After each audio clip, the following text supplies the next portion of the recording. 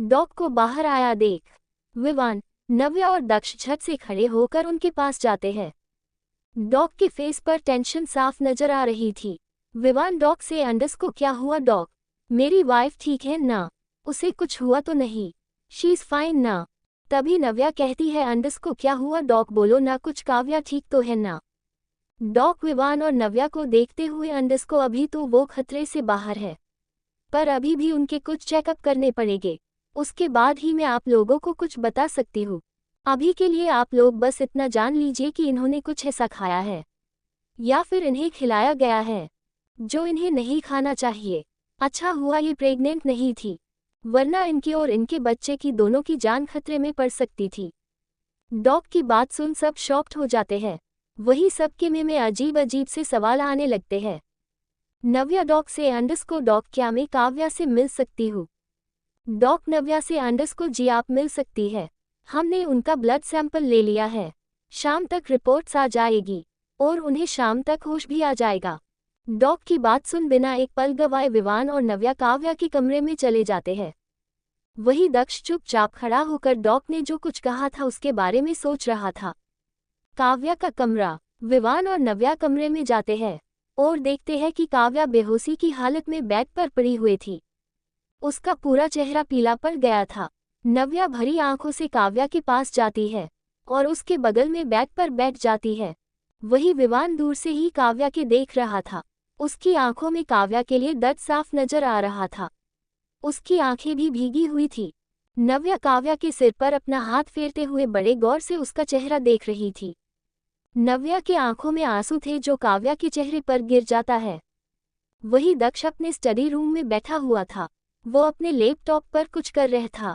उसके फेस पर कोई एक्सप्रेशन नहीं थे। उसकी आंखें एकदम सर्द थी। दिल्ली के एक घर में माया और मिलन अपने कमरे में बैठे हुए थे। मिलन कमरे में इधर से उधर चक्कर काट रहा था। उसके फेस पर टेंशन साफ नजर आ रही थी। वही माया एकटक मिलन को देख रही थी।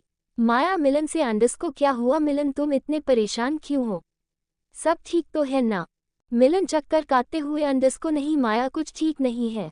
माया खड़ी होकर मिलन के पास जाती है और उसके कंधे पर अपना हाथ रख देती है। माया मिलन से अंडस को क्या हुआ है मिलन माया को हक कर अंडस को मैं जितना उन दोनों से दूर जाना चाहता हूँ उतना ही किस्मत मुझे उसके करीब ले जाकर खड़ा कर देती है। माया मिलन को पीठ सहलाते हुए अंडस को अब क्या किया तुम्हारे मोम डैड ने? मिलन वैसे ही माया के हक किए हुए अंडस को मुझे नहीं पता उन्होंने ने क्या किया, पर हमारे लॉयर का फोन आया था। उसने बताया कि पुलिस ने उन दोनों को गिरफ्तार कर लिया है। माया हैरानी से अंडस को गिरफ्तार पर क्यों? क्या किया है उन्होंने? मिलन उसे दूर होकर अंडस को मुझे नहीं पता, बस इतना पता है कि जो कुछ भी किया है विवान भाई और दक्ष भाई ने किया है। माया मिलन की आंखों में देखते हुए अंडस को पर उन्होंने ये क्यों किया इसके पीछे जरूर कोई ना कोई वजह होगी। मिलन माया की आंखों में देखते हुए अंडस को वजह है माया मिलन से अंडस को क्या वजह है? मिलन सोफे पर बैठकर अंडस को में। माया हैरानी से अंडस को मतलब तुम कहना क्या चाहते हो? मिलन लंबी सांस लेकर अंडस को भाई चाहते थे कि मैं उनके साथ उनके पास मुंबई में रहूं, ये जानते हुए कि मेरे मॉम डैड ने उनके साथ क्या किया था। माया मिलन के कंधे पर हाथ रख अंडस को तो तुम उनकी बात क्यों नहीं मान लेते? मिलन कुछ सोचते हुए अंडस को बहुत बुरा किया है मॉम डैड ने उन दोनों के साथ।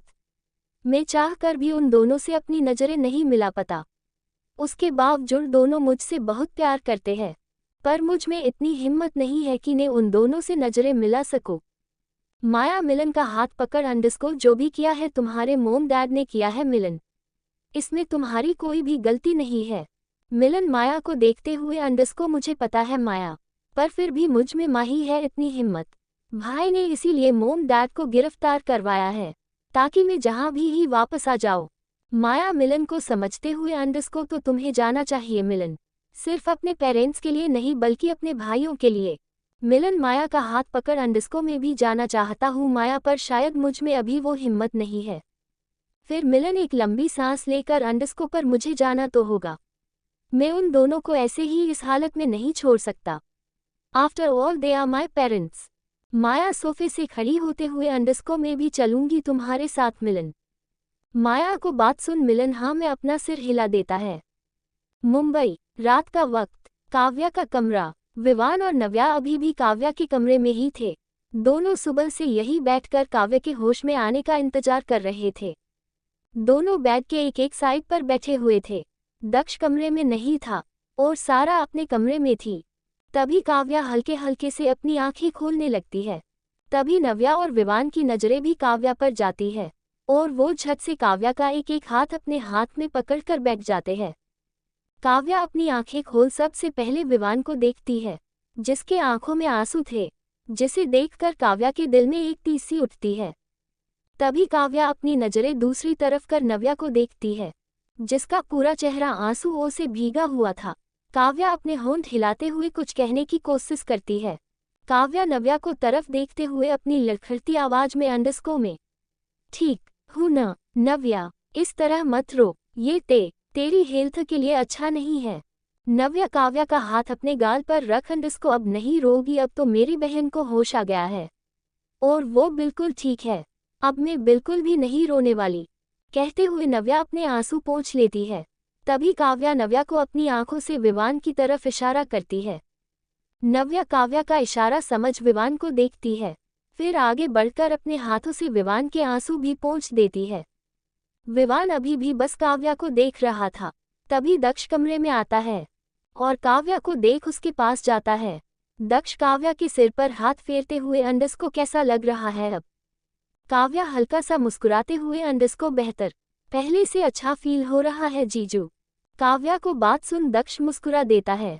तभी डॉक अंदर आती है और सबको बाहर जाने को कहती है। डॉक की बात सुन सब कमरे से बाहर निकल जाते हैं। नव्या काव्या के कमरे के बाहर खड़ी हो जाती है। तभी दक्ष नव्या से, अंडरस्को बीवी, पूरा दिन ऐसे ही बीत गया है, अब तुम्हें भी रेस्ट करना चाहिए। नव्या मना करते हुए, अंडरस्को नहीं दक्ष, मैं काव्या को छोड़कर अभी कहीं नहीं जाऊंगी, मुझे उसके करीब रहना है। एक बार डॉक उसे चेक करके फिर मैं अपनी बहन के पास ही रहूंगी पूरी रात। दक्ष नव्या को विवान को तरफ इशारा करते हुए कहता है, अंडरस्को काव्या को इस वक्त अपने पति की जरूरत है और विवान को भी काव्या के साथ कुछ अकेले में वक्त चाहिए, इसलिए अच्छा यही रहेगा कि तुम अभी अपने कमरे में जाकर रेस्ट करो। दक्ष की बात सुन नव्या विवान को देखती है, जो पिलर से टिककर खड़ा था और बस एक टक काव्या के रूम के दरवाजे को देख रहा था। दक्ष को बात मान नव्या बुझे मन से अपने कमरे में जाने लगती है। तभी डॉक काव्या के कमरे में से बाहर आती है। उन्हें देख नव्या रुक जाती है और फौरन अपने कदम डॉक की तरफ बढ़ा देती है। नव्या डॉक से, अंडरस्को क्या आया? डॉक रिपोर्ट्स में काव्या की रिपोर्ट्स नॉर्मल है ना, कोई डरने की बात तो नहीं है ना। तब तक दक्ष और विवान भी वहां आ जाते हैं। डॉक उन तीनों को देख, अंडरस्को देखिए अब काव्या खतरे से बाहर है, पर कुछ दिन उन्हें अपना कहा ध्यान रखना होगा, क्योंकि हमें उनके ब्लड में बेबी अबॉर्ट करने की दवा मिली है, जो कि उनके लिए या किसी भी प्रेग्नेंट लेडी के लिए बहुत खतरनाक हो सकता है। पर भगवान का शुक्र है कि मिसेज काव्या पर उसका ज्यादा रिकेशन देखने को नहीं मिला, पर कुछ दिनों तक उन्हें उनका काफी ख्याल रखना होगा और आने वाले कुछ दिनों तक उन्हें ब्लीडिंग हो सकती है और ये आम बात है, तो आप लोग इसमें ज्यादा मत घबराना। डॉक की बात सुन सब सदमे में थे। किसी की समझ नहीं आ रहा था कि आखिरकार काव्या ने वो दावा क्यों ली थी। तभी डॉक विवान से कहते हैं, अंडरस्को मिस्टर विवान, आपको खास ध्यान रखना है, आप 1 महीने तक अपनी बीवी के करीब नहीं जा सकते और उसके बाद भी आप लोग एक दूसरे के करीब आते हैं तो आप प्रोटेक्शन यूज कीजिए, क्योंकि अभी आपकी बीवी बेबी कंसीव करने की हालत में नहीं है। डॉक की बात सुन विवान अपना सर हाँ में हिला देता है। डॉक सब कुछ बताने के बीडी काव्या के लिए कुछ मेडिसिन लिखने के बाद विला से चली जाती है। उनके जाने के बाद सब अपने अपने कमरे में चले जाते हैं। आज एक बार भी सारा अपने कमरे से बाहर नहीं आई थी। उसे बहुत डर लग रहा था। दक्ष और नव्या का कमरा। दक्ष और नव्या बेड पर लेटे हुए थे। दोनों के मन में आज पूरे दिन जो हुआ वही सब घूम रहा था। नव्या का सिर दक्ष के सीने पर था, वही दक्ष का हाथ नव्या के कमर में था। नव्या दक्ष से, अंडरस्को दक्ष, तुम्हें क्या लगता है आज जो कुछ भी हुआ वो नेचुरली था या किसी की सोची समझी साजिश? दक्ष नव्या की कमर शलाहते हुए, अंडरस्को ज्यादा सोचना तुम्हारे हेल्थ के लिए अच्छा नहीं है बीवी, ज्यादा मत सोचो और से जाओ। दक्ष की बात सुन नव्या चुप हो जाती है। पर अभी भी उसके मन वही सब बातें घूम रही थी। वही दक्ष का चेहरा एकदम सर्द था। उसके मन में कुछ चल रहा था जो किसी को नहीं पता था। विवान और काव्या का कमरा। विवान काव्या को कसकर अपने सीने से लगा कर लेता था। काव्या विवान से अंडस्को बस विवान, अब मैं ठीक हूँ, अब तुम्हें और परेशान होने की जरूरत नहीं है। ववाम काव्या से अंडस्को आज जो कुछ भी हुआ वो नहीं होना चाहिए था काव्या। काव्या विवान की आंखों में देखते हुए अंडस्को, मुझे पता है विवान, पर जो होना होता है वो जो कर रहता है, तुम्हारे और मेरे कहने से कुछ बदल नहीं जाएगा। Next morning. विवान और काव्या का कमरा। विवान काव्या के बैठकर अपने हाथ से सूप पिला रहा था। वही काव्या सूप पीते पीते एकटक विवान के फेस को देख रही थी। थोड़ी देर बाद विवान काव्या को पूरा सूप पीला देता है। उसके बाद उसका फेस क्लीन कर उसे दवा देता है। दवा को देख काव्या मुंह बनाने लगती है, पर तभी विवान उसे आंखों से इशारा कर दवा खाने को कहता है। काव्या मुंह बनाते हुए दवा खा लेती है। तभी कमरे का डोर नॉक होता है। विवान और काव्या दोनों एक साथ ही दूर पर देखते हैं जहां दक्ष और नव्या खड़े थे। विवान खड़ा होकर अंडस्को, आइए ना भाई भाभी। विवान को बात सुन दोनों कमरे में आते हैं। नव्या काव्या के पास बैठकर उसका सिर शलहलते हुए, अंडस्को कैसा लगता है अब? काव्या मुस्कुराते हुए, अंडस्को बहुत अच्छा, पहले से काफी अच्छा महसूस हो रहा है। दक्ष विवान से, अंडस्को विवान आज तू घर पर ही रुक काव्या के पास, मैं ऑफिस जा रहा हूँ। काव्या मना करते हुए, अंडस्को नहीं नहीं जीजू, विवान आएगा ऑफिस, अब मैं बिल्कुल ठीक हूँ। विवान काव्या को देखते हुए दक्ष से, अंडस्को नहीं भाई आप जाए, मैं नहीं आ पाऊंगा। जब तक काव्या पूरी तरह से ठीक नहीं हो जाएगी तब तक मैं ऑफिस नहीं आऊंगा। विवान को बात सुन दक्ष हाँ में अपना सिर हिला देता है। वही काव्या फिर से, अंडस्को विवान मैंने कहा ना कि मैं अब पहले से काफी बेहतर हूँ, तुम्हें घर और रुकने की कोई जरूरत नहीं है। विवान काव्या को नजरअंदाज करते हुए, अंडस्को भाई आप जाए, मुझे थोड़ा कम है, मैं अपने स्टडी रूम में जाकर खत्म कर लेता हूँ। इतना कहकर विवान कमरे से निकल जाता है। विवान के जाते ही काव्या उसे मुंह बनाकर गुस्से में घूरने लगती है, जिसे देखकर नव्या को जोर से हंसी छूट जाती है। नव्या के यूं हंस देख काव्या नव्या को भी बुरी तरह से घूरने लगती है। काव्या को यूं घूर देख नव्या अपनी हंसी कंट्रोल कर लेती है। वही दक्ष उन दोनों को देख कमरे से निकल जाता है।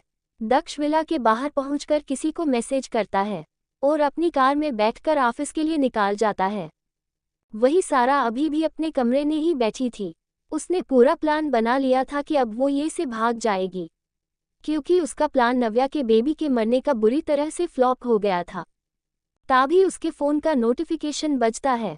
सारा फ़ोन उठाकर देखती है तो उसमें किसी का मैसेज था जो कि अननोन नंबर से था।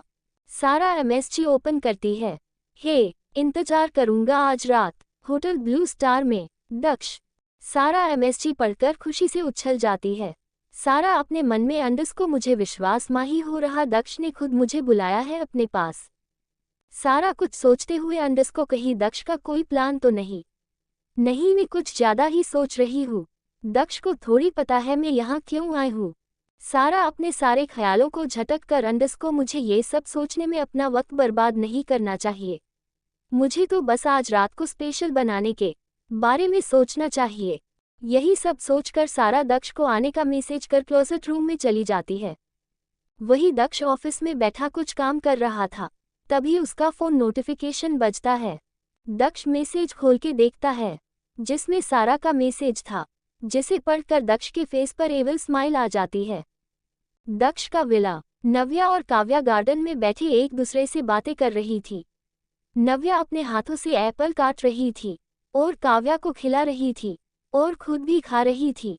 काव्या कुछ सोचते हुए, अंडस्को नव्या, तुझे कुछ अजीब नहीं लगा?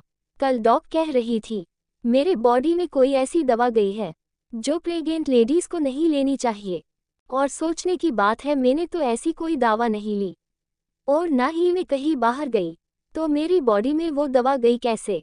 काव्या की बात सुन नव्या कहती है, अंडस्को यही बात मैं भी सोच रही थी, पर दक्ष ने कहा है कि जो भी बात है उसका पता वो खुद लगाएगा, मुझे इस हालत में ज्यादा टेंशन नहीं लेना चाहिए। पर दक्ष की इस बात से मेरे टेंशन और बढ़ गया है। काव्या नव्या को देखते हुए, अंडस्को मतलब नव्या लंबी सांस लेकर अंडरस्को मतलब ये कि अब दक्ष खुद इन सब के बारे में पता लगाएगा।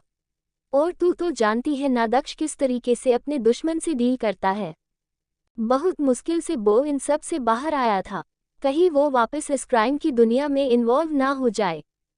काव्या नव्या के कंधे पर हाथ रख अंडरस्को तू ज्यादा ही सोच रही है। जीजू ने एक बार कहा ना कि उन्होंने क्राइम की दुनिया छोड़ दी, इसका मतलब उन्होंने सच में छोड़ दी, वरना वो तुझसे झूठ क्यों कहते। और रही बात दक्ष जीजू की कि वो ये सिचुएशन कैसे हैंडल करनेगे, तो हमें उन पर विश्वास करना चाहिए न कि खुद टेंशन ले लेना चाहिए।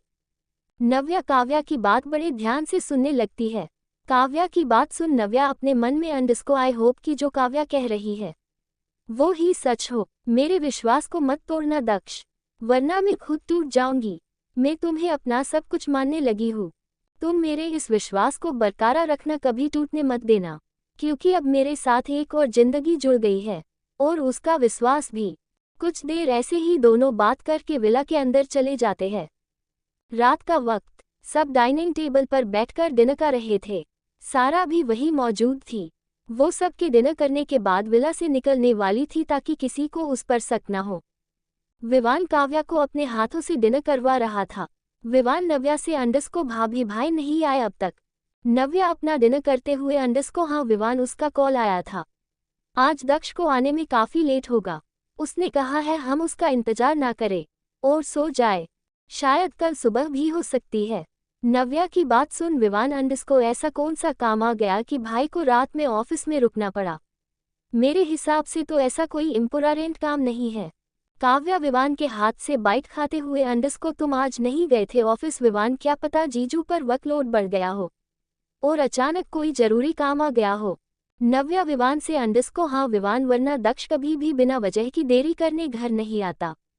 नव्या की बात पर विवान हाँ में अपना सिर हिला देता है और वापस से काव्या की डिनर करने लगता है। वही सारा उन सब को देखकर मन में अंडरस्को अब इन्हें कौन बताए कि आज दक्ष को कौन सा जरूरी काम है। फिर सारा एक नज़र नव्या को देख अपने मन में अंडरस्को मर्द चाहे किसी से भी कितनी मोहब्बत कर ले, पर जब उसकी ज़रूरत उसे पूरी ना हो तो वो बाहर किसी भी औरत के साथ अपनी रात बिताने निकल जाता है। दक्ष और तुम्हें देखकर लगता था कि तुम दोनों में कितना प्यार है। दक्ष कितनी केयर करता है तुम्हारी, और तुम भी कितनी खूबसूरत हो कि मेरे दक्ष का दिल आसानी से जीत लिया। पर वो क्या है ना मर्द तो फिर मर्द ठहरा, जैसे ही तुम उसके बच्चे की माँ बनने वाली हुए और उसकी ज़रूरियात का ना पूरी कर सकी। देखो कैसे मेरे पास आने को बेचैन हो उठा। यही सब सोचते हुए सारा अपना सारा डिनर खत्म कर लेती है। फिर सबके गुड नाइट बोलकर अपने कमर में चली जाती है। सारा के जाने के बाद नव्या काव्या और विवान भी अपने अपने कमरे में चले जाते हैं। सारा का कमरा। सारा मिरर के सामने खड़ी होकर खुद को मिरर में निहार रही थी। उसने थाई लेंथ का स्लीवलेस ब्लैक ड्रेस पहना हुआ था जो पूरी तरह से उसके बॉडी से चिपका हुआ था। इस ड्रेस में सारा का फिगर खुल के बाहर आ रहा था।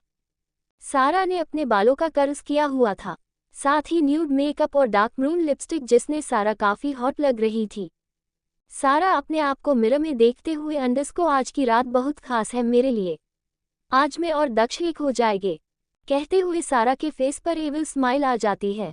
सारा अपनी ड्रेस के ऊपर एक ओवरकोट डाल जाने के लिए तैयार हो जाती है। तभी उसके फ़ोन का नोटिफिकेशन बजता है।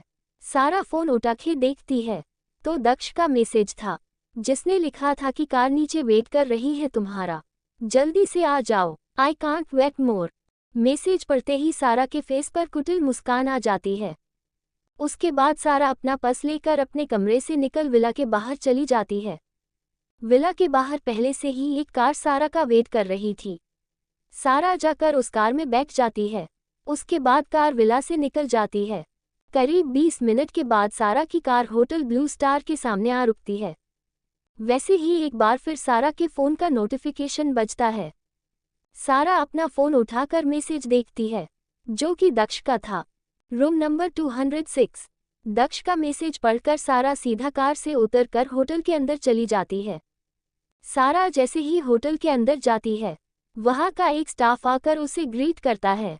सारा उस स्टाफ से अंडरस्को रूम नंबर 206। स्टाफ सारा से अंडरस्को मैम आप दक्ष सर के कहने पे आई है। ये दक्ष का ही होटल था, जिस वजह से यहाँ उसे सब जानते थे और उसके लिए सारी फैसिलिटी यहाँ अवेलेबल थी। जिसके जवाब में सारा हाँ में अपना जवाब देती है। सारा का जवाब सुन स्टाफ मेंबर उसे लिफ्ट की तरफ ले जाने लगता है। सारा भी उस स्टाफ के पीछे जाने लगती है। लिफ्ट होटल के सबसे ऊपर वाले फ्लोर पर आकर रुकती है, जो फ्लोर खास करके दक्ष और उसकी फैमिली के लिए थे। स्टाफ अपना सिर झुकाकर सारा से रुपए मैम इसके आगे आपको खुद जाना होगा। किसी भी स्टाफ मेंबर या बाहर वालों का यहाँ आना मन है। स्टाफ की बात सुन सारा खुश हो जाती है। सारा अपने मन में अंडरस्को ये दक्ष की फैमिली के सिवाय किसी और का आना मना है और दक्ष ने मुझे यहाँ बुलाया है, इसका मतलब मैं उसके लिए काफ़ी मायने रखती हूँ। सारा अपनी ही सोच में थी कि तभी वहाँ से वो स्टाफ मेंबर चला जाता है। उसके बाद सारा रूम नंबर 206 ढूंढने लगती है।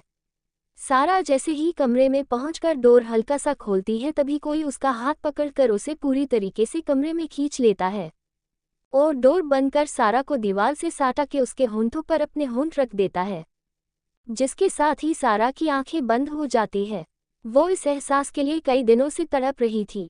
सामने वाला शख्स सारा को बहुत वाइल्डली किस कर रहा था।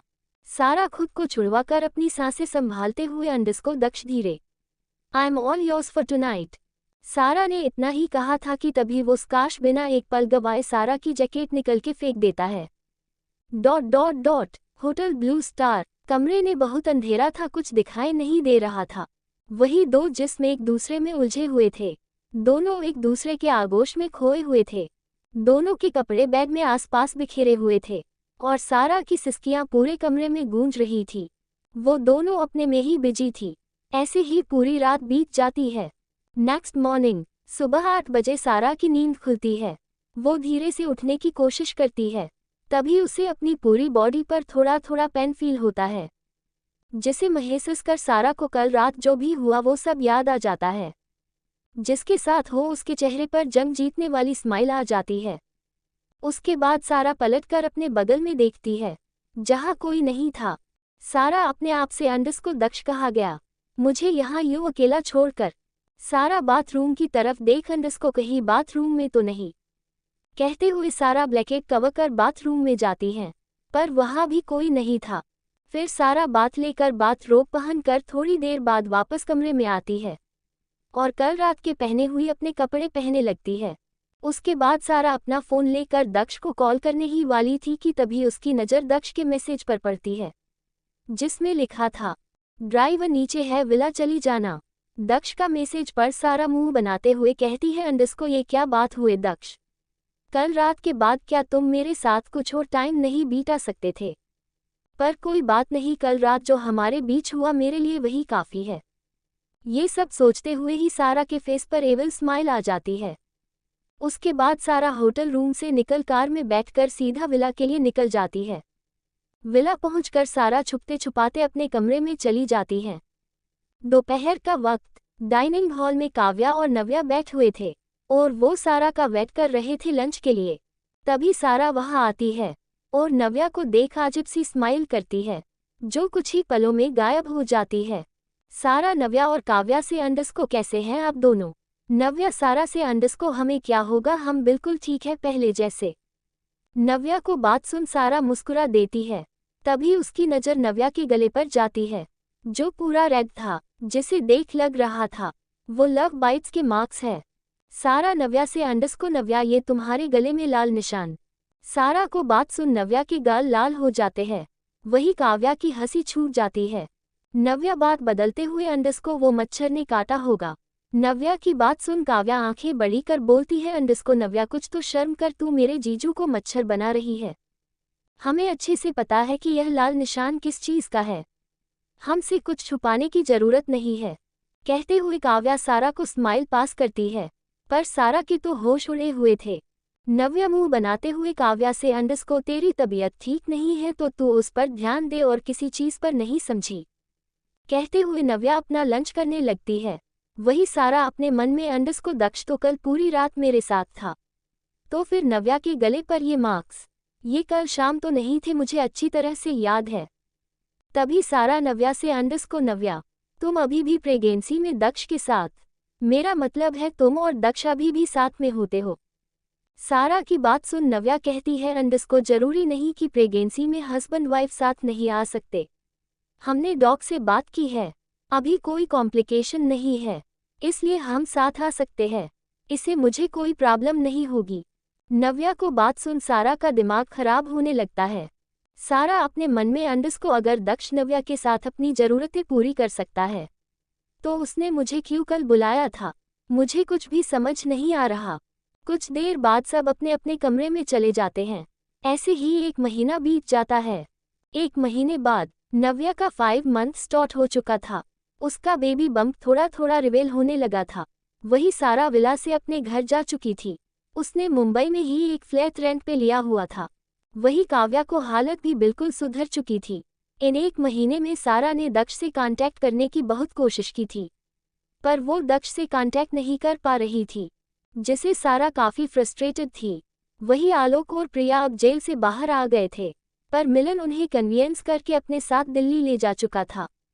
वो नहीं चाहता था कि अब उसकी पेरेंट्स की वजह से विवान और दक्ष को और सफ़र करना पड़े। दक्ष और नव्या का बाथरूम। नव्या बाथरोब पहनकर मिरर के सामने खड़ी हुई थी। नव्या अपने बाथरोब की नोट खोलकर मिरर में अपना बेबी बम्प देखने लगती है, जो अब विजिबल होने लगा था, जिसे देखकर नव्या के फेस पर स्माइल आ जाती है और वो अपने हाथ से अपने पेट को सहलते हुए बेबी को फील करने की कोशिश करने लगती है। तभी पीछे से आकर दक्ष नव्या को अपनी बाहों में भर लेता है, जिससे नव्या हड़बड़ा जाती है और अपने बाथरोब की नोट बांधने लगती है। दक्ष नव्या का हाथ पकड़ दक्ष नव्या के कंधे पर अपना चीन रखकर अंडस्को कॉमन बीवी, अभी भी कुछ ऐसा है जो तुम्हें मुझसे छुपाना पड़े, कहते हुए दक्ष अपने एक हाथ से नव्या के बेबी बम्प चलाने लगता है। दक्ष की बातें सुन नव्या के गाल लाल हो गए थे। नव्या चीक सब चबी भी हो गए थे, जिस वजह से नव्या अभी काफ़ी क्यूट लग रही थी। दक्ष नव्या के गाल पर किसकर underscore I love your chubby cheeks बीवी। दक्ष नव्या को पलटकर उसे मिरर से लगा देता है। दोनों एक दूसरे की आंखों में देखने लगते हैं। धीरे धीरे दक्ष नव्या के होंठों की तरफ बढ़ने लगता है, जिससे नव्या की आंखें बंद हो जाती है। कुछ ही पलों में दोनों के होंठ आपस में जुड़ चुके थे। दोनों एक दूसरे को पसी पैशनेटली किस कर रहे थे। नव्या का हाथ दक्ष के बालों में था, वही दक्ष का हाथ नव्या के कमर और एक हाथ उसके बेबी बम्प को सहला रहा था। करीब 20 मिनट बाद जब नव्या को सांस लेने में प्रॉब्लम होती है, तब दक्ष नव्या के होंठों के रिलीज करता है। नव्या दक्ष की आंखों में देखकर लंबी लंबी सांसें लेने लगती है। नव्या को दक्ष की आंखों में कुछ दिख रहा था, जिसे वो अच्छे से समझ सकती थी। नव्या दक्ष के गाल पर हाथ रख अंडस्को आई नो, तुम अभी खुद को बहुत कंट्रोल कर रहे हो। मैंने तुम्हें पहले ही कहा था, कोई ज़रूरत नहीं है तुम्हें खुद को कंट्रोल करने की। मैं बिल्कुल ठीक हूँ अगर तुम चाहो तो। नव्या ने इतना ही कहा था कि दक्ष एक बार फिर उसके होंठों पर अपने होंठ रख देता है। करीब 5 मिनट बाद दक्ष नव्या से अलग होकर दक्ष नव्या के सिर से अपना सिर जोड़ लेता है। अंडस्को मेरी डिजायर इतनी बड़ी भी नहीं जिसके वजह से मैं अपनी बीवी और बच्चे को दर्द दूँ। इतना कहकर दक्ष नव्या के फोरहेड पर किस कर है और नव्या दक्ष की बात सुन मुस्कुरा देती है। कुछ पल बाद दक्ष नव्या को अपनी नही में उठाकर कमरे में ले जाता है। सारा का फ्लैट। सारा अपने बाथरूम में खड़ी थी। उसके हाथ में प्रेगनेंसी की थी, जिसे देख के उसके फेस पर एविल स्माइल आ जाती है। उसे 1 वीक पहले ही पता चल गया था कि वो प्रेग्नेंट है, पर फिर भी वो रोज चेक करती थी ताकि वो खुद को शो कर सके। सारा कीट को देखते हुए अंडस्को अब वक्त आ गया है सबके सामने जाकर गेम खेलने का। बहुत बुरा किया तुमने मेरे साथ दक्ष। एक रात बिताकर मुझे किसी बाजारू लड़की की तरह अपनी जिंदगी से निकल फेंका, पर अब और नहीं, अब तुम्हारी दुखती रग मेरे हाथों में है। अब तुम्हें और तुम्हारी वो सो कॉल्ड बीवी, उसे तुमसे अलग करके रहूंगी। उसे भी तो पता चले तुम्हारा असली चेहरा। दक्ष आई एम कमिंग, कहते हुए सारा के फेस पर खतरनाक स्माइल थी। दक्ष का विला। सारा की कार आकर दक्ष के विला के सामने आकर रुकती है। सारा सीधा विला के अंदर चली जाती है। हॉल में सब बैठे काफी पी गई थे, तभी उनकी नज़र गेट से आती हुई सारा पर पड़ती। उसे देख सब अपने अपने जगह से खड़े होकर दक्ष को देखने लगते हैं, जो आराम से पैर पर पैर चढ़ाए बैठा हुआ था। नव्या सारा से अंडस्को सारा तुम इस वक्त यहाँ। सारा एक नज़र दक्ष को देखते हुए अंडस्को आना पड़ा। नव्या आना तो नहीं चाहती थी, पर मेरी मजबूरी ने मुझे यहाँ लाकर खड़ा कर दिया। नव्या सारा के बातों को ना समझते हुए अंडस को ये क्या कह रही हो तुम सारा। सारा दक्ष को देख अंडस को मुझे दक्ष से कुछ जरूरी बात करनी है, वो भी अकेले में। सारा की बात सुन नव्या उसे हैरानी में देखने लगती है। वही हाल काव्या और विवान का भी था।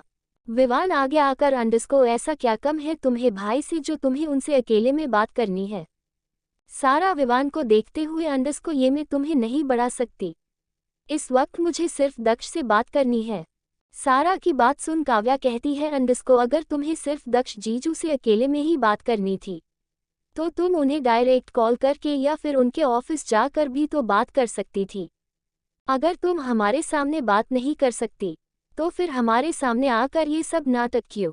काव्या की बात सुन सारा स्पीचलेस हो जाती है। काव्या ने बड़े फटे की बात को थी। सारा जो एक अलग गेम खेलने यहाँ आई थी उसका प्लान बिगड़ रहा था। तभी सारा अपनी बात संभालते हुए अंडस को वो सब मैं अभी आप लोगों को नहीं बता सकती, इस वक्त मेरा सिर्फ दक्ष से बात करना जरूरी है। कहते हुए सारा दक्ष को देखने लगती है जो आराम से बैठकर अपनी कॉफी पी रहा था, जिसे देख सारा को चिढ़ होने लगती है। सारा दक्ष के पास जाकर उसके सामने खड़े होते हुए अंडस को दक्ष मुझे कुछ जरूरी बात करनी है, चलो मेरे साथ। इतना कहकर सारा अपना हाथ आगे बढ़ा देती है। दक्ष एक नज़र सारा के हाथ को और फिर उसके चेहरे को देखता है। दक्ष अपनी सर्द आवाज में अंडस को जो कहना है यही कहो, सबके सामने। सारा दक्ष से अंडस को कुछ जरूरी बात है, दक्ष ने नहीं चाहती कि सबको इस तरह से हमारे बारे में पता चले। नव्या जो कब से खामोश खड़ी थी वो सारा की बात सुन कहती है अंडस को हमारे बारे में मतलब तुम कहना क्या चाहती हो। सारा नव्या के इग्नोर कर दक्ष से अंडस को दक्ष प्लीज चलो मेरे साथ कहते हुए सारा दक्ष का हाथ पकड़ लेती है, जिसके साथ ही दक्ष का फेस डार्क हो जाता है। उसकी नशे उभर आती है। अगले ही पल दक्ष जोर से सारा का हाथ झटक देता है, जिससे सारा का बैलेंस बिगड़ जाता है और वो सीधा फर्श पर जाकर गिरती है, जिसे देख सब हड़बड़ा जाते हैं। काव्या आगे बढ़कर सारा को उठाने लगती है। वही नव्या दक्ष के पास जाकर उसका हाथ पकड़ उसके गुस्से को काबू करने की कोशिश करने लगती है। सारा गुस्से से दक्ष को अंडस को दक्ष ये क्या बदतमीजी है, इस हालत में मुझे धक्का देना रिस्की हो सकता है। नव्या सारा की बात सुन अंडस को किस हालत में सारा क्या हुआ है तुम्हें और किसके लिए रिस्की हो सकता है। सारा गुस्से में जोर से चिल्लाते हुए अंडस को मेरे और दक्ष के बच्चे के लिए। सारा ने इतना कि कहा था कि पूरे हॉल में पिन ड्रॉप साइलेंस हो जाता है। तभी वहां पर तड़ाक करके एक जोरदार तमाचे की आवाज पूरे हॉल में गूंज उठती है। नव्या सारा की बात सुन अंडस को किस हालत में सारा क्या हुआ है तुम्हें और किसके लिए रिस्की हो सकता है। सारा गुस्से में जोर से चिल्लाते हुए अंडस को मेरे और दक्ष के बच्चे के लिए। सारा ने इतना कि कहा था कि पूरे हॉल में पिन ड्रॉप साइलेंस हो जाता है। सब लोग सारा की बात सुन शॉक्ड हो जाते हैं। वही नव्या एक बार सारा को तो एक बार दक्ष को देख रही थी, जिसके फेस पर कोई एक्सप्रेशन नहीं था। विवान सारा से अंडस को ये क्या बकवास कर रही हो तुम, भाई ऐसा कभी नहीं कर सकते, वो भी तुम जैसी लड़की से साथ जो किसी भी मर्द के साथ अपनी रातें बिताती हो। विवान को बात सुन सारा को बहुत तेज गुस्सा आता है। सारा गुस्से में विवान से अंडस को शट अप विवान, एक तो तुम्हारे भाई ने जबरदस्ती मेरे साथ एक रात बिताई, फिर मुझे वहां अकेले छोड़कर चला गया, और जब उसका बच्चा मेरे कोख में पल रहा है तो तुम मुझे ये सब कह रहे हो। सारा की बात सुन काव्या कहती है अंडस को पहले तो मुझे लगता था कि तुम बहुत अच्छी हो, एक शरीफ घर की लड़की हो, पर इस तरह की हरकत करके तुमने साबित कर दिया कि जीजू और विवान जो तुम्हारे बारे में कहते थे वो बिल्कुल ठीक था। सारा काव्या को घूरते हुए अंडस को खुद तो मां बन नहीं पा रही और चली है मेरा कैरेक्टर जज करने। क्या पता जब से तुम्हारा पति को डॉक ने तुम्हारे करीब आने को मना किया है वो भी किसी और के साथ अपनी रातें गुजर रहा हो। आखिरकार दोनों भाई का खून तो एक ही है। सारा ने इतना ही कहा था कि तभी उसके गालों पर एक जोरदार तमाचा पड़ता है। सारा का गाल की तरफ झुक जाता है।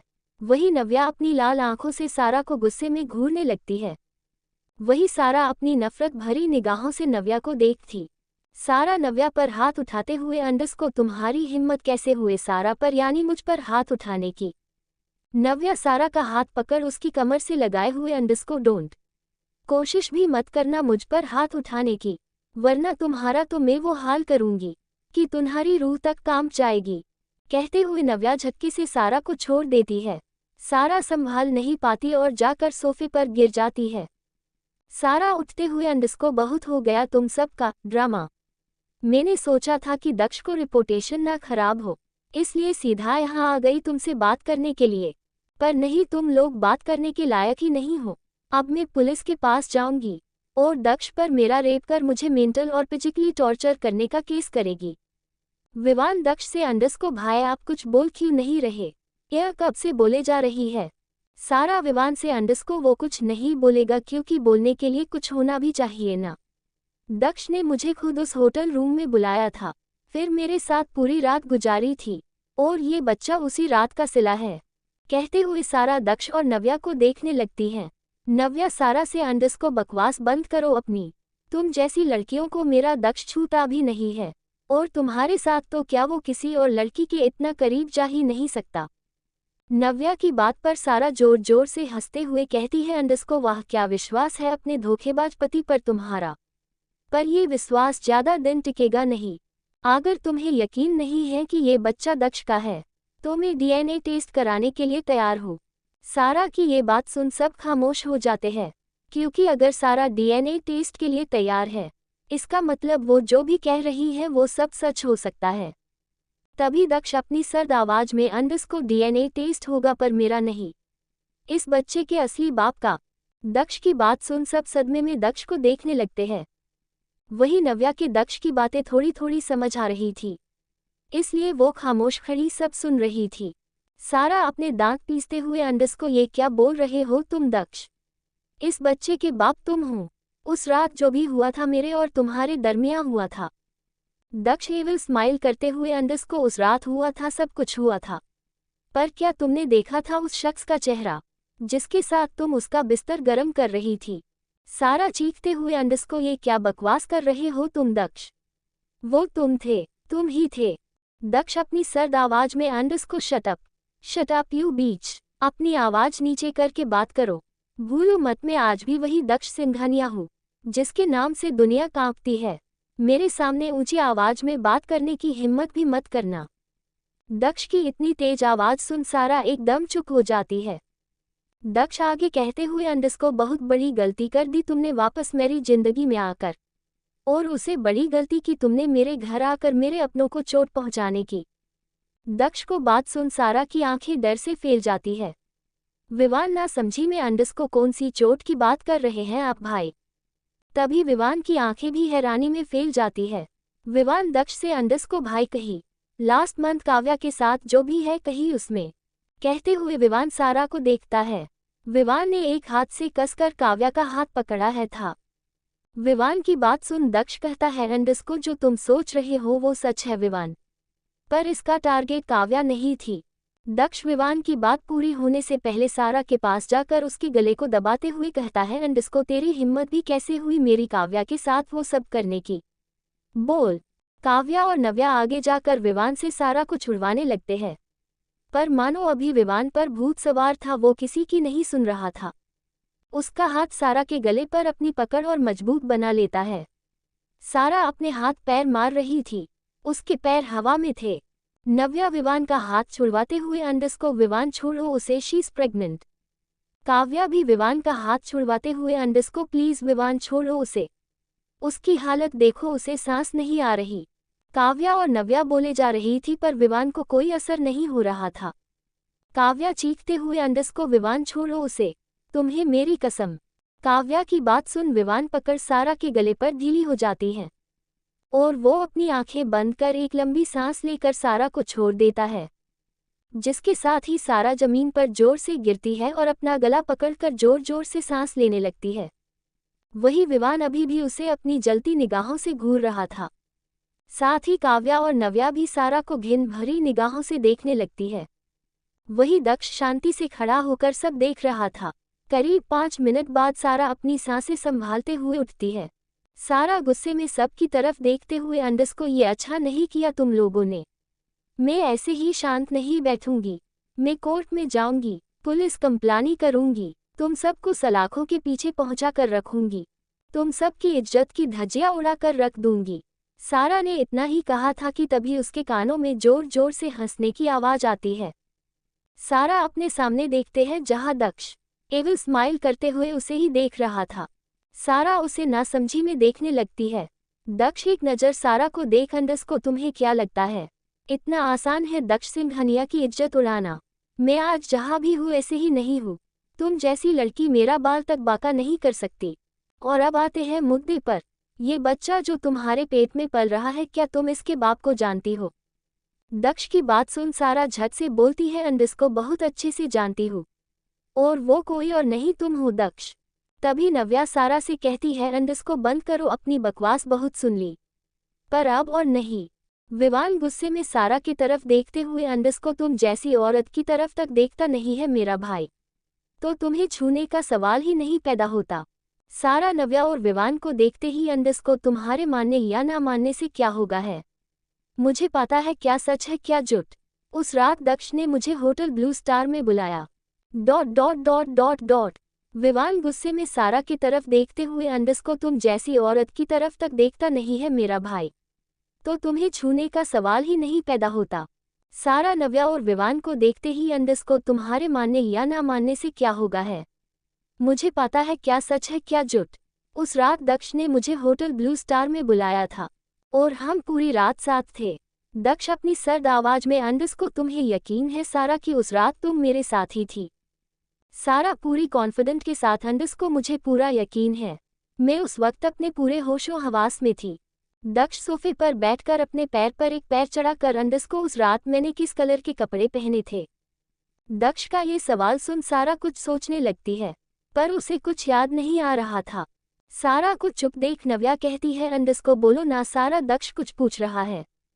सारा दक्ष के देखते हुए, अंडस को मुझे नहीं याद, उस रात कमरे में बहुत अंधेरा था, कुछ भी क्लियर नहीं दिखाई दे रहा था।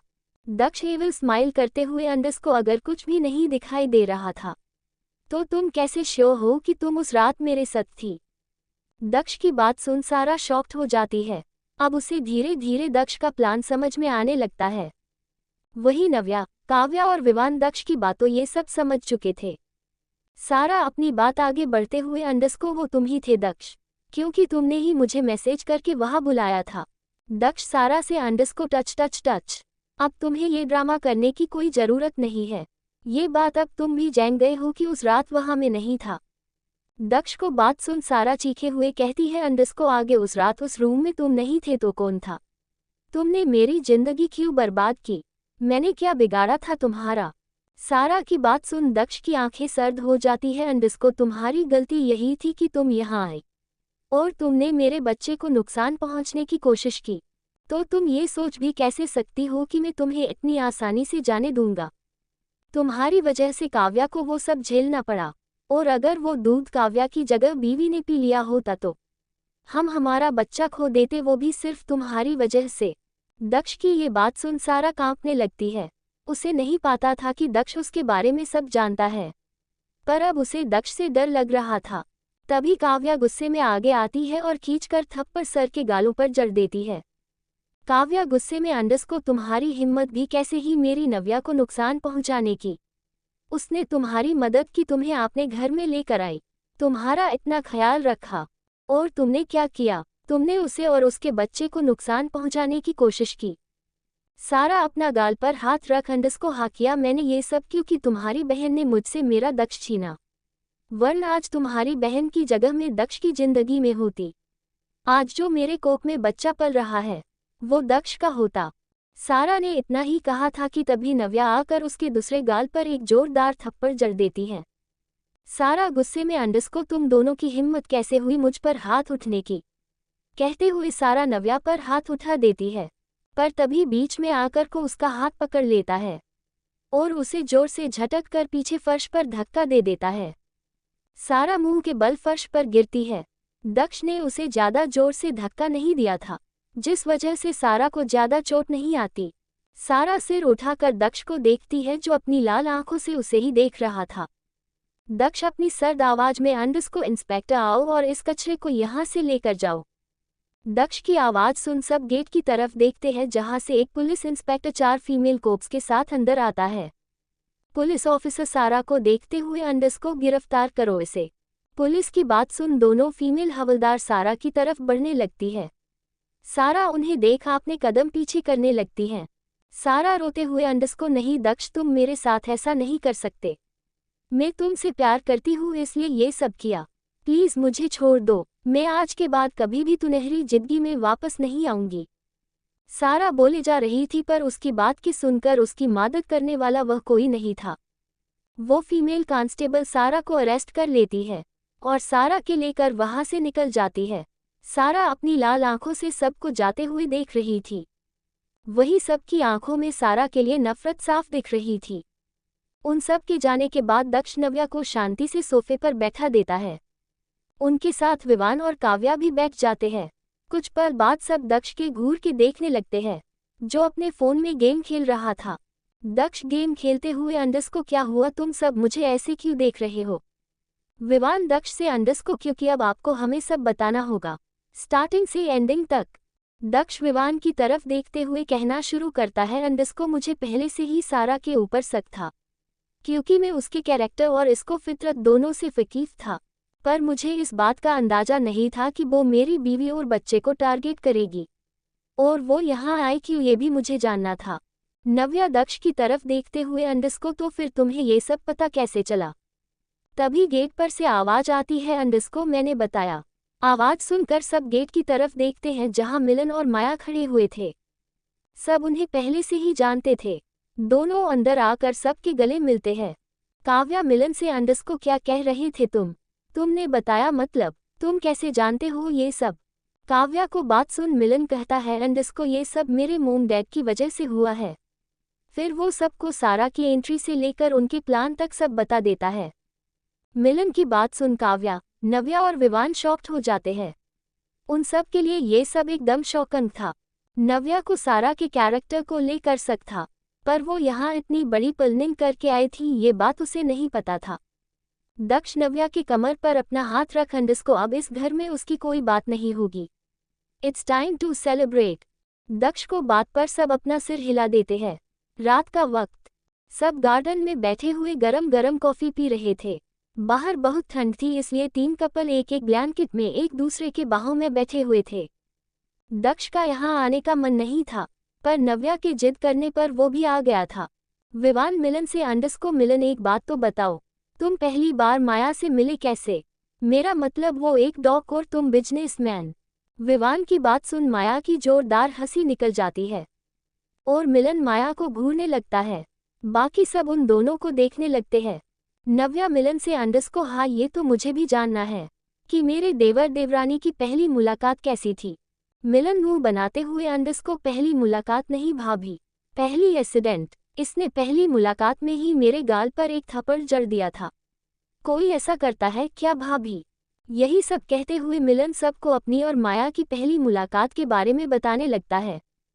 फ्लैशबैक, 1 साल पहले दिल्ली के एक बार में माया अपने दोस्तों के साथ क्लब में पार्टी करने आई थी।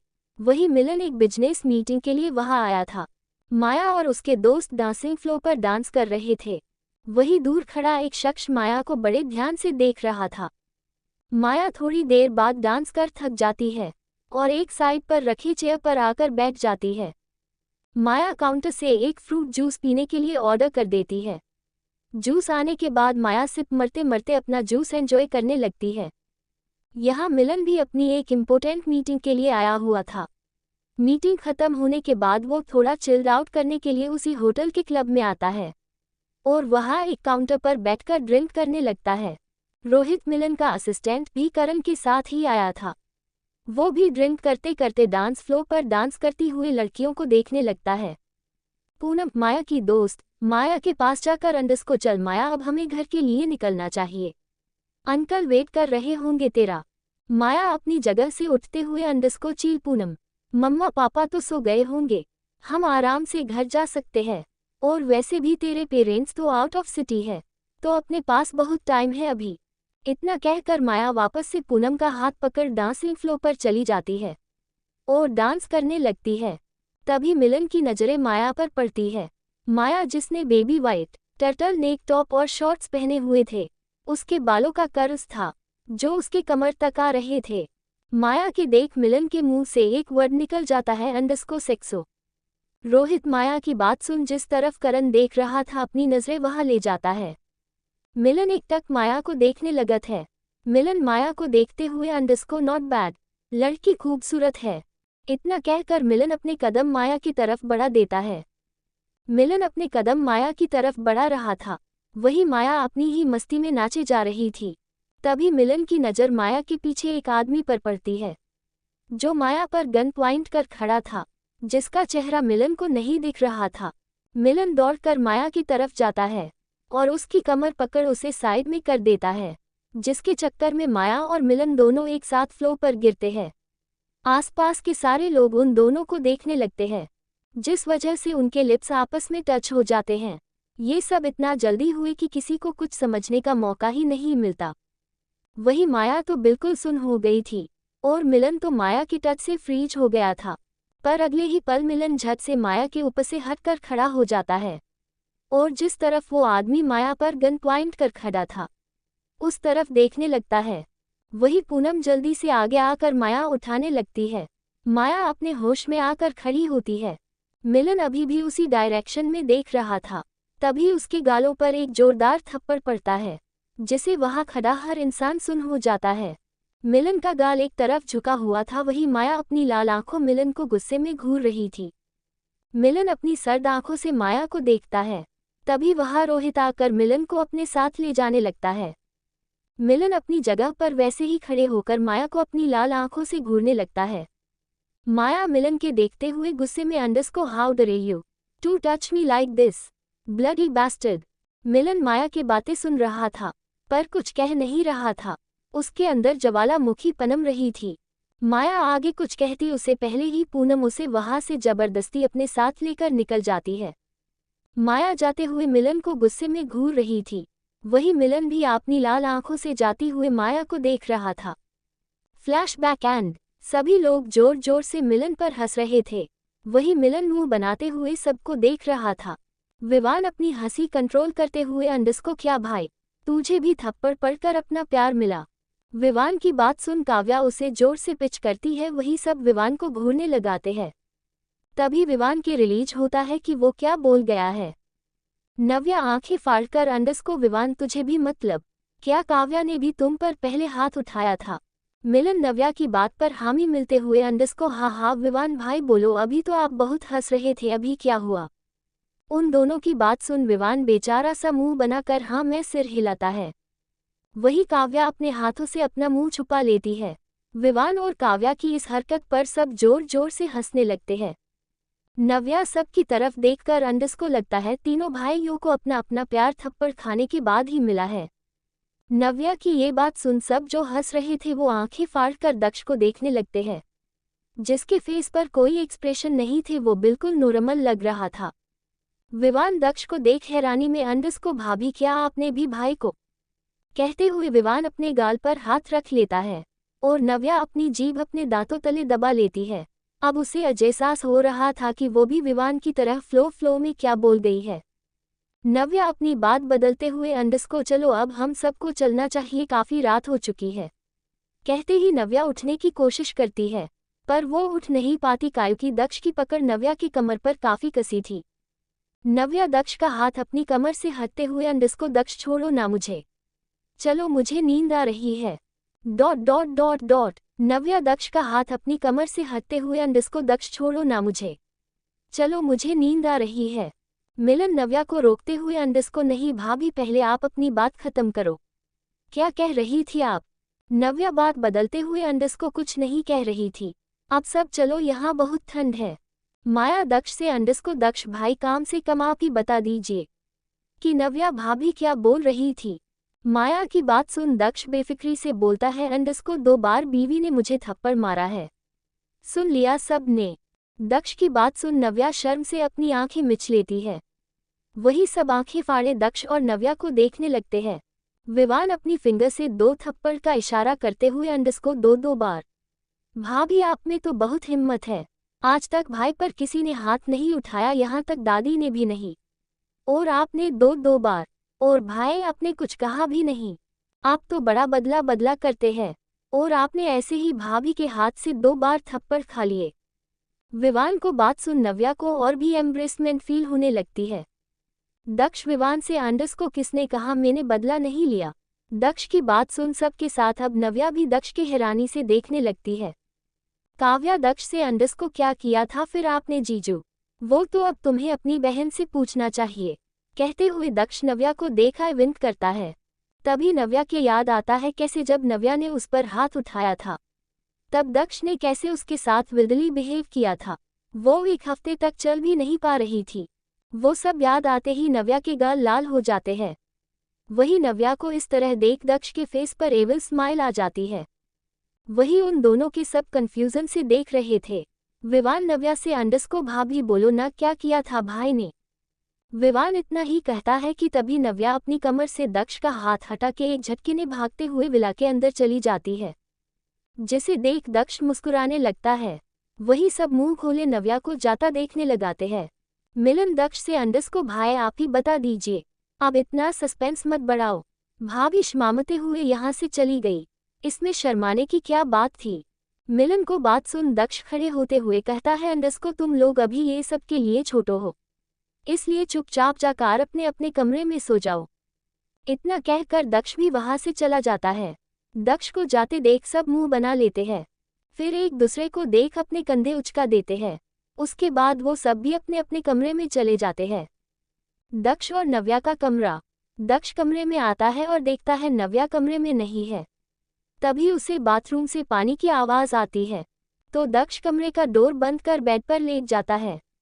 तभी नव्या बाथरूम में से बाहर आती है और उसकी नाज़ बेड पर लेटे दक्ष से जा मिलती है, जो उसे बड़ी इंटेंस नज़रों से देख रहा था।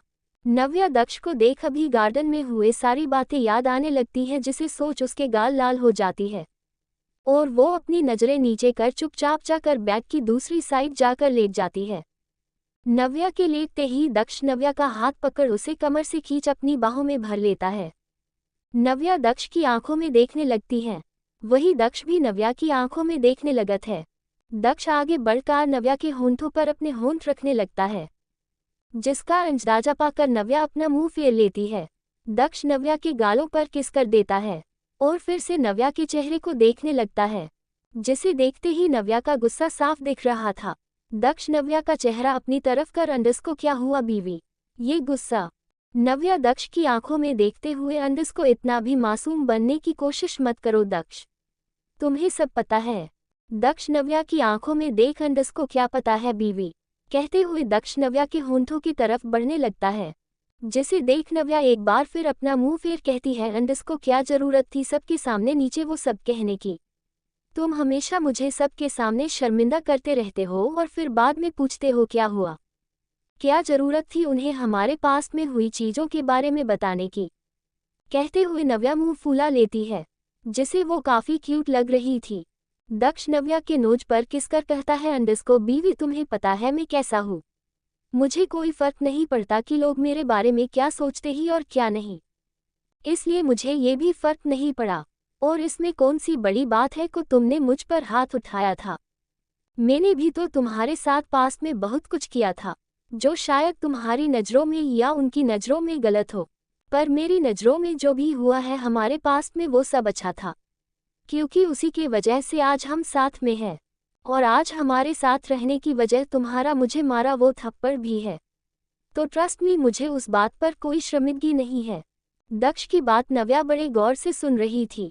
दक्ष की पूरी बात सुनने के बाद नव्या के फेस पर एक बड़ी सी स्माइल आ जाती है और नव्या खुद आगे बढ़कर अपने हाथ दक्ष के गले में लपेटकर उसके होंठों पर अपने होंठ रख देती हैं, जिसके साथ ही दोनों की आंखें बंद हो जाती हैं और दोनों एक दूसरे को सॉफ्टली किस करने लगते हैं।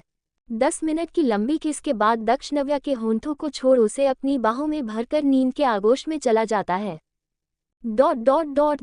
3 महीने बाद नव्या का 8वां महीना शुरू हो गया था। घर में सब बहुत खुश थे। दादी और आजी नव्या से मिलकर वापस बनारस चले हुए थे। वही माया और मिलन ने एक दूसरे से शादी कर ली थी और वो लोग दिल्ली में थे।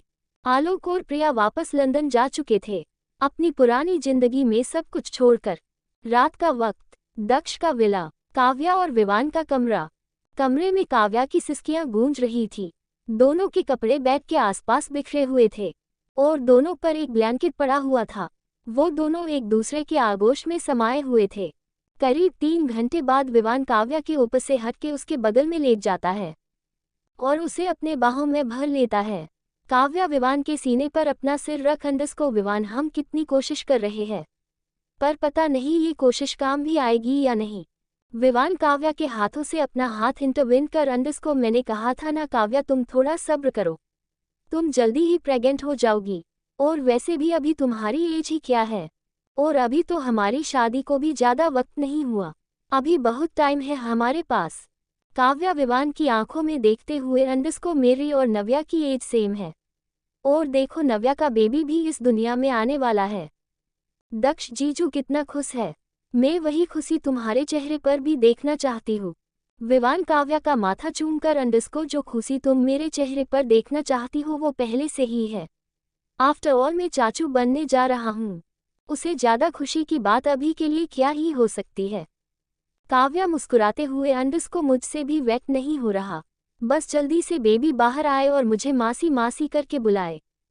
कहते हुए काव्या के फेस पर अलग ही एक चमक आ जाती है, जिसे देख विवान मुस्कुरा देता है। विवान अपने मन में अंडस्को बस ऐसे ही मुस्कुराती रहो तुम बस, और मुझे कुछ नहीं चाहिए।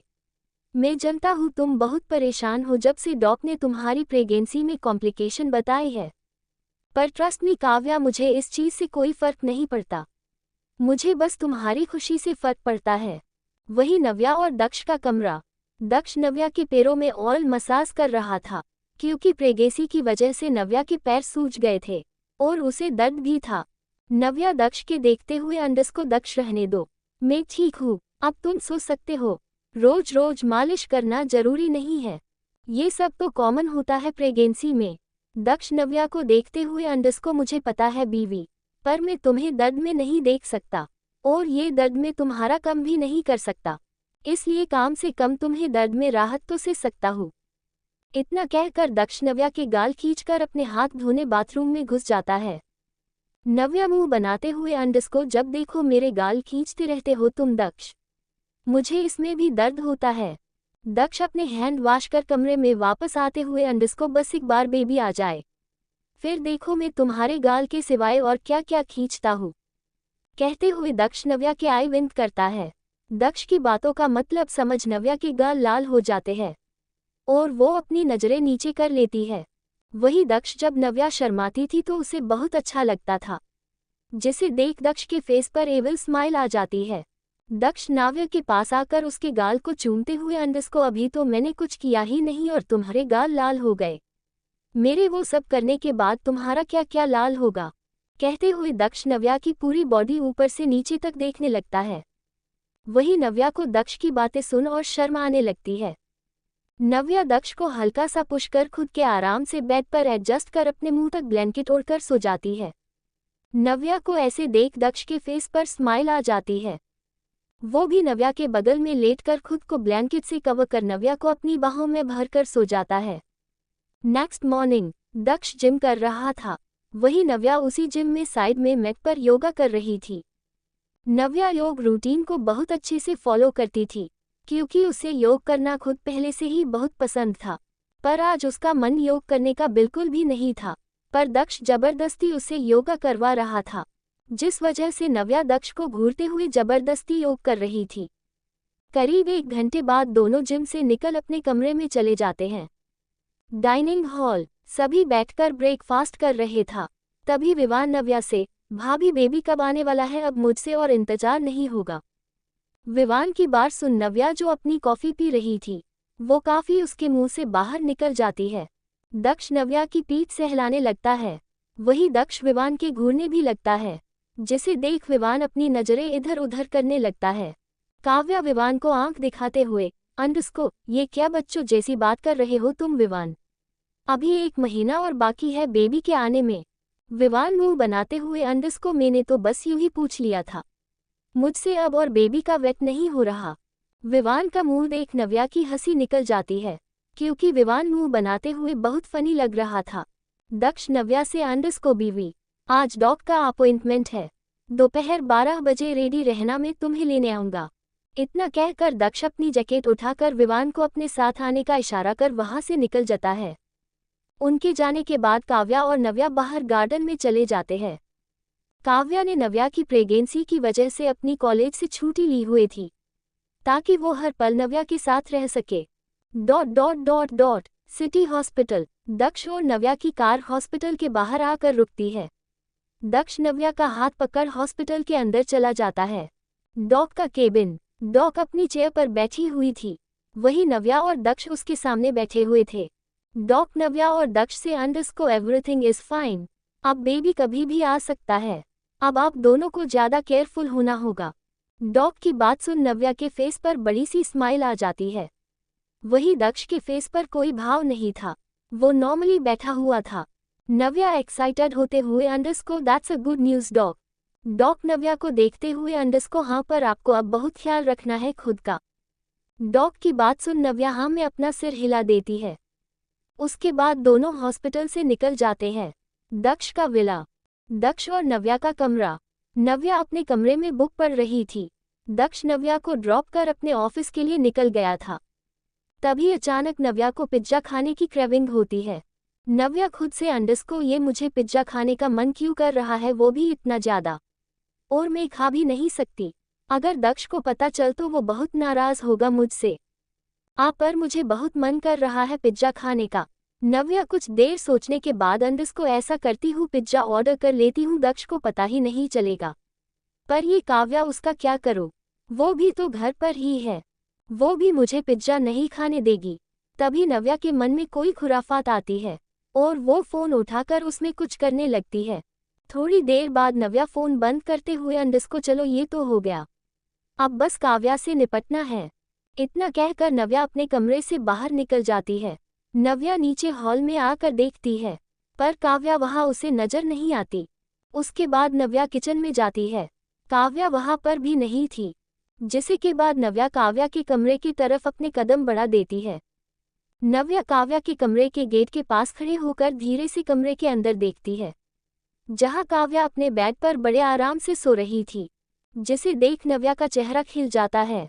नव्या खुश होते हुए अपने मन में अंडरस्को चलो फाइनली रास्ता पूरा क्लियर है, अब मुझे पिज्जा खाने से कोई नहीं रोक सकता। तभी उसके कानों में डोरबेल की आवाज आती है, जो सुनते ही नव्या का चेहरा खिल जाता है और नव्या फटाफट नीचे की तरफ अपने कदम बढ़ा देती है।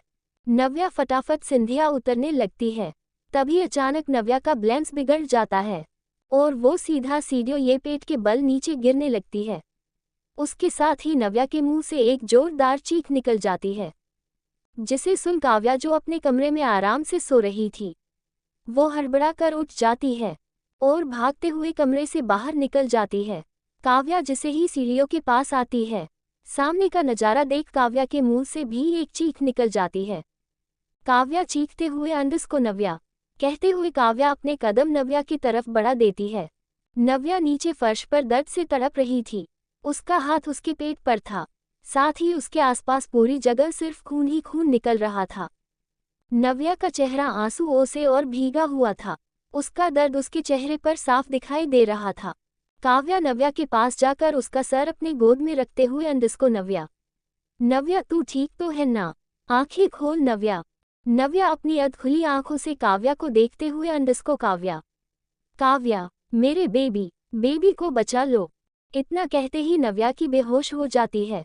काव्या रोते हुए अंडरस्को नव्या, नव्या होश में आ।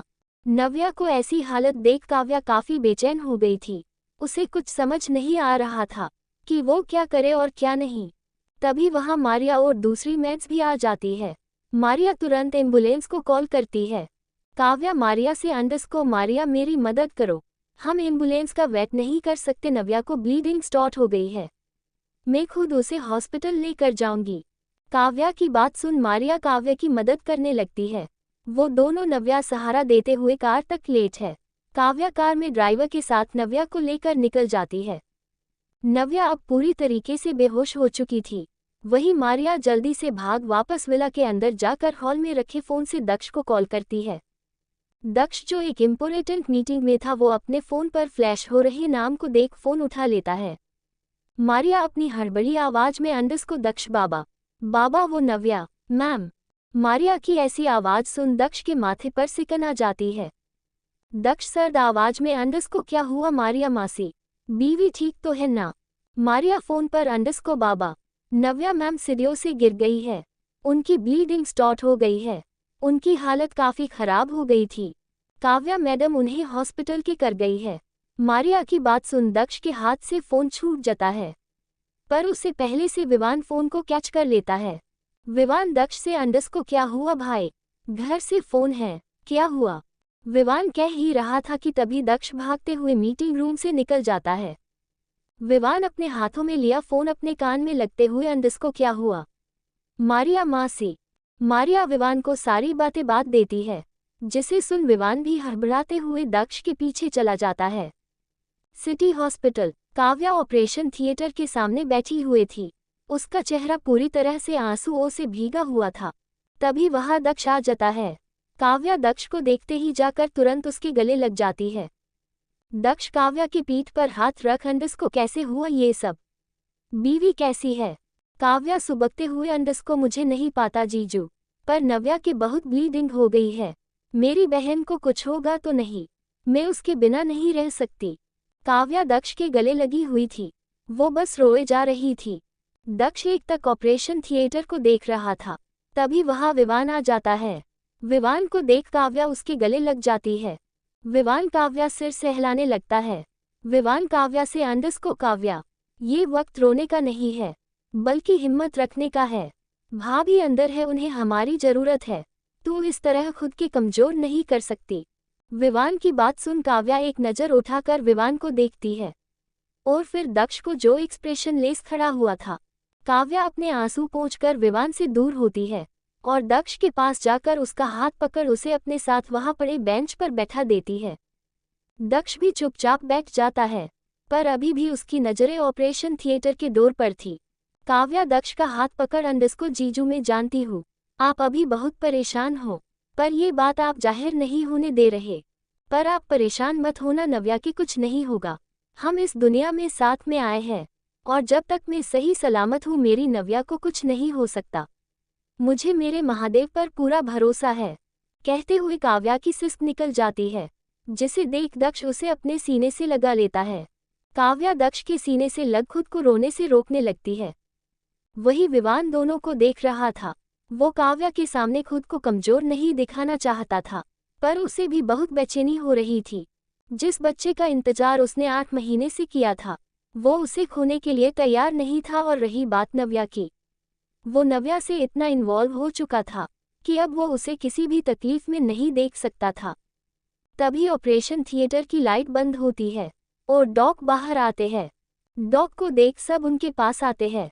डॉक सबकी तरफ देखते हुए अंडस को देखिए, मिसेस नव्या की हालत अभी भी काफ़ी खराब है, हमने उनकी ड्रेसिंग कर दी है, पर उनका बहुत ब्लड लॉस हो गया है, जिसके लिए हमें उन्हें जल्द से जल्द ब्लड चढ़ाना होगा।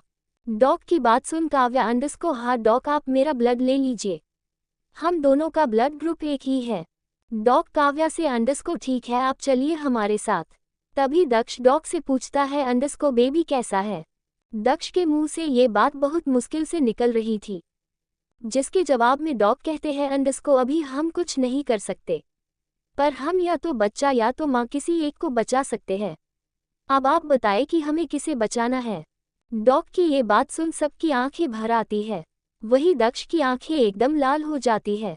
विवान भरे गले से, अंडस को डॉक आप भाभी को बचाए। इतना कहते ही विवान की आंखों से एक कतरा आंसू बह जाता है। वही दक्ष बिना कुछ कहे वहां रखी बेंच पर बैठ जाता है। उसने आज से पहले खुद को इतना हेल्पलेस कभी महसूस नहीं किया था। उसके बाद डॉक काव्या को लेकर अपने साथ चले जाते हैं। आधे घंटे बाद सब हॉस्पिटल के कॉरिडोर में बैठे हुए थे और डॉक का इंतजार कर रहे थे। तभी डॉक अपने हाथ में एक रिपोर्ट्स लेकर बाहर आते हैं। काव्या और विवान झट से उठकर डॉक के पास जाते हैं। अंडस को, डॉक रिपोर्ट्स ठीक है ना, अब नव्या का ट्रीटमेंट आगे बढ़ा सकते हैं ना?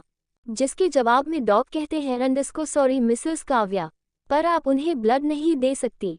जिसके जवाब में विवान कहता है, अंडस को, क्यों डॉक, क्या हुआ? दोनों का ब्लड ग्रुप तो एक ही है, फिर क्या प्रॉब्लम है? उनकी बात सुन दक्ष भी वहां आ जाता है। डॉक अपने हाथ की रिपोर्ट्स विवान को देते हुए अंडरस्को आपकी वाइफ 2 वीक्स प्रेग्नेंट है, जिस वजह से वो ब्लड डोनेट नहीं कर सकती और हमारे ब्लड बैंक में भी उनके ग्रुप का ब्लड नहीं है। डॉक की बात सुन सब शॉक्ड हो जाते हैं। वही विवान काव्या को देखने लगता है। काव्या ने बहुत इंतजार किया था इस पल का और आज ये पल आया भी, पर ये बात सुन काव्या को झटका लग गया था। दक्ष डॉक से अंडरस्को ठीक है, आप ट्रीटमेंट शुरू करने की तैयारी करें, मैं ब्लड का इंतजाम करता हूँ। डॉक दक्ष को देखते हुए अंडरस्को हम और इंतजार नहीं कर सकते, उनकी सिचुएशन वैसे भी काफ़ी क्रिटिकल है, हमें तुरंत उनका ट्रीटमेंट शुरू करना होगा वरना हम दोनों में से किसी की जान। डॉक ने इतना ही कहा था कि तभी दक्ष एक जोरदार पंच डॉक के मुंह पर मार देता है। दूर उसका कॉलर पकड़ कहता है अंडरस्को चुप, बकवास बंद करो अपनी, कुछ नहीं होगा मेरी बीवी को, और अगर कुछ हुआ तो मैं ये पूरी हॉस्पिटल और मुंबई को आग लगा दूंगा। दक्ष को आंखें बिल्कुल लाला थी, जिसे देखकर डॉक की सिट्टी पिटी गुल हो जाती है। विवान दक्ष से डॉक को छुड़वाने लगता है। दक्ष की कॉलर छोड़ते ही वो डॉक जोर जोर से अपना गला पकड़कर सांसें लेने लगत है। तभी वहाँ एक सीनियर डॉक आकर देगा से कहता है अंडरस्को सर, ये टाइम अपन आपा खोने का नहीं है, हमें जल्द से जल्द मिसेस नाव्य को ट्रीटमेंट देना होगा। विवान उस डॉक से अंडरस्को पर ब्लड का इंतजाम कैसे होगा। तभी काव्या जो कब से गुमसुम खड़ी थी वो कहती है अंडरस्को डॉक आप मेरा ब्लड ले लीजिए। काव्या की बात सुन विवान और दक्ष काव्या को देखने लगते हैं। डॉक काव्या से अंडरस्को पर मैम हमने आपको कहा ना कि आप प्रेग्नेंट है, तो आप नव्या मैम को ब्लड नहीं दे सकती। काव्या डॉक से अंडरस्को अगर मैं अपने बच्चे को अबॉर्ट कर लूँ तो तब तो मैं नव्या को ब्लड दे सकती हूँ ना। काव्या की बात सुन दक्ष और विवान काव्या को हैरानी से देखने लगते हैं। दक्ष काव्या से अंडरस्को काव्या ये तुम क्या कह रही हो, ये सब बेकार की बातें हैं, हम कुछ और सॉल्यूशन निकलते हैं, तुम्हें ये करने की कोई ज़रूरत नहीं है।